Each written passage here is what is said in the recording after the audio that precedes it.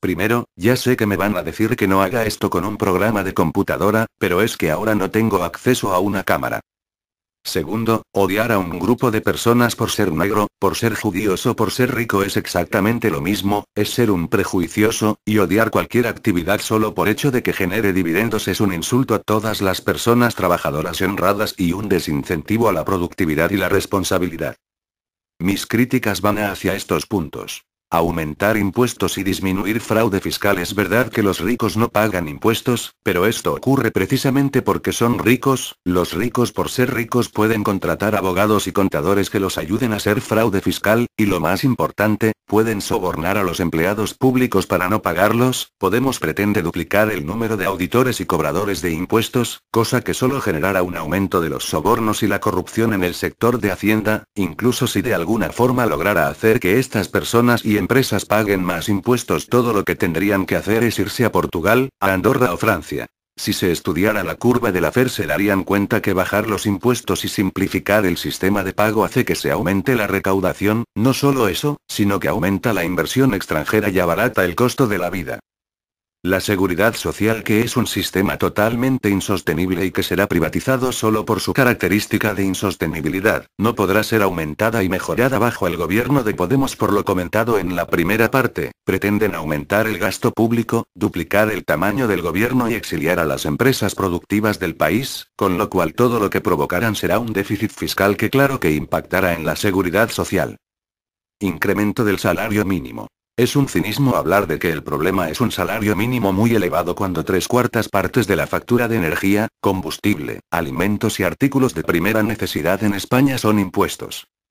Aumentar el salario mínimo solo provoca que sea más difícil contratar y excluye a más gente del mercado laboral. Si en vez de excluir a todas esas personas bajan los impuestos al consumo, es imposible que incluso un salario mínimo de 2.000 euros alcance para algo si tenemos que mantenernos a nosotros y a un gobierno gigante, y no, lo repito, el supergobierno no es un gasto que le podamos trasladar a los ricos. Los impuestos se le cobraron solo o exclusivamente a los que no tienen otra opción sino pagarlos.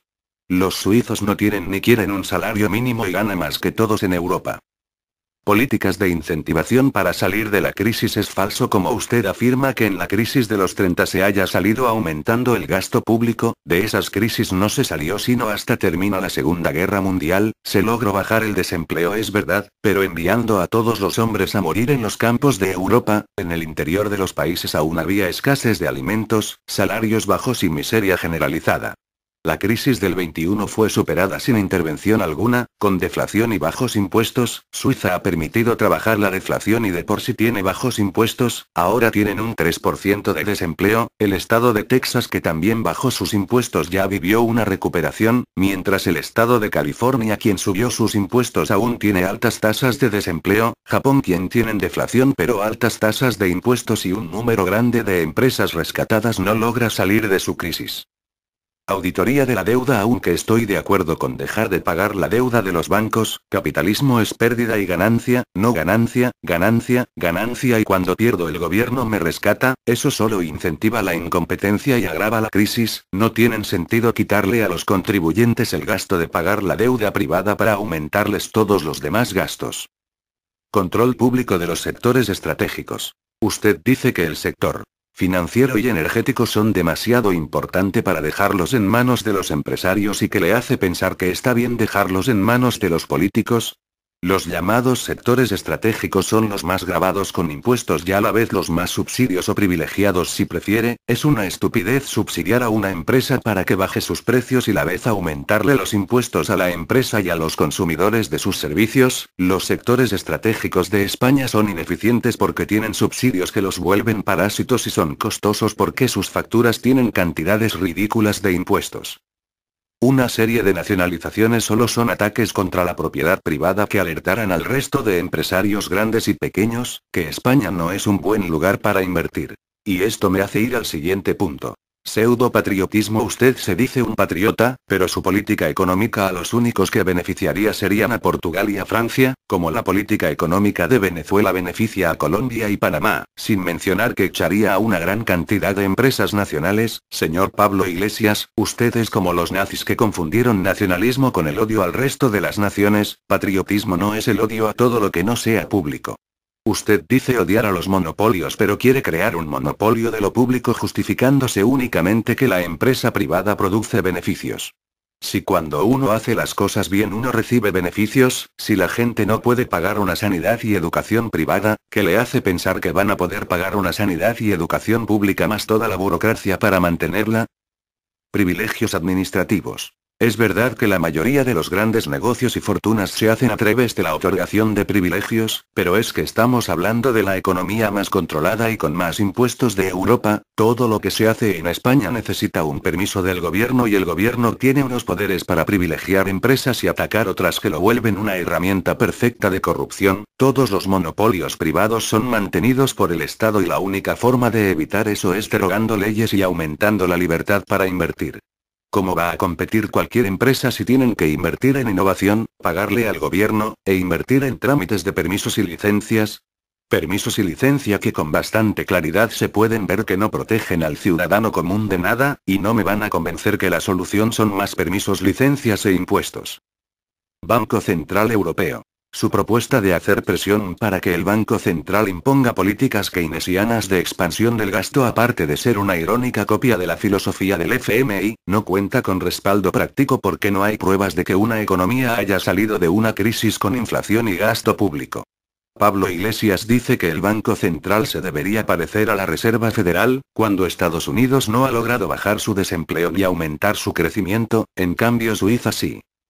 Incremento de impuestos sobre beneficio. Poner impuestos a los beneficios es castigar la productividad. Una empresa, al menos las empresas que no tienen privilegios administrativos, hace beneficios cuando satisface a sus clientes. Ponerle impuestos a los beneficios es decirles a las empresas, no hagan demasiado bien su trabajo, aparte que impide al ahorro, lo que a su vez impide nuevas inversiones y contrataciones. Inmigración. Estoy de acuerdo con abrir nuestras fronteras. Después de todo, mientras más personas haya en España son más necesidades que satisfacer, más ideas para emprender, y según la ley de división del trabajo es mano de obra, aumenta la productividad y por lo tanto los salarios, pero no tiene sentido dejar pasar a todas esas personas si el mercado laboral está tan controlado por el gobierno y los sindicatos que los inmigrantes no pueden encontrar empleo. ¿Y quién va a venir a España si destruimos la economía con impuestos y controles? Educación finlandesa. Veo que admira la educación en Finlandia. ¿Sabían ustedes que Finlandia es el país donde en promedio los niños pasan menos horas al día en la escuela? También es importante saber que las escuelas en Finlandia, aunque son subsidiadas por el Estado, son los profesores los que deciden el pensum escolar y no el Ministerio de Educación. Todas las escuelas son diferentes y compiten entre sí, pues las que tengan más niños reciben más dinero. A ustedes les gusta enfocarse en el hecho de que gastan mucho y que son públicas, pero no en los demás aspectos. Renta básica universal. Yo sí creo que puede existir una renta básica universal, pero una hecha con capitalización e inversión privada. Claro que beneficiará a los fondos de inversión y a los empresarios, pero serán beneficiados por beneficiarnos a todos. Cuando haces algo bueno por los demás, deberías recibir beneficios. La renta básica que propone Podemos, aparte de ser insostenible, significa volver a una parte de la sociedad parasitaria de la otra, y no, la otra no serán los ricos porque los ricos estarán muy lejos ya, aparte que creará unos incentivos perversos. Si todos vamos a recibir lo mismo por cualquier cantidad de esfuerzo que hagamos, pues todos tratarán que esforzarse menos, en mi propuesta también, pero al menos eso no significará que los que producen el dinero para la renta dejarán de esforzarse. La riqueza no hay que dividirla, hay que multiplicarla.